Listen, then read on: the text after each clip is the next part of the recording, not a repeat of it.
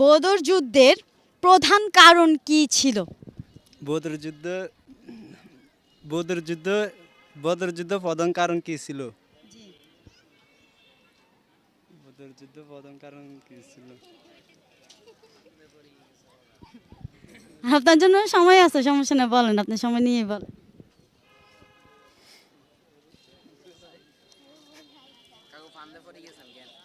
পারবেন তো?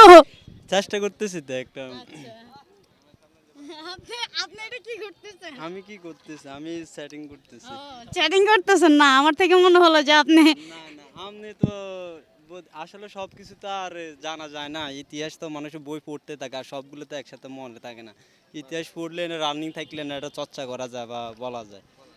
আচ্ছা, বদর যুদ্ধ হচ্ছে আপনার মানে কিসের জন্য যুদ্ধ হয়েছে নাকি? জি, কিসের জন্য?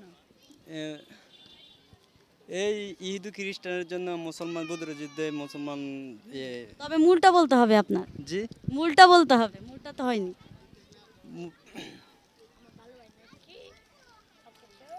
বদর যুদ্ধে হযরত মুহাম্মদ সাল্লাল্লাহু আলাইহি সাল্লাম 70 জন সাহাবী নিয়ে যুদ্ধ করছিলেন।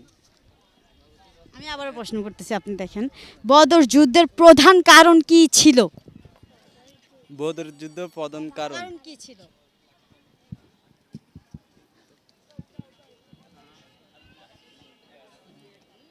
পারবেন তো নাকি স্টপ করে দেব? না, একটু সময় দিবেন।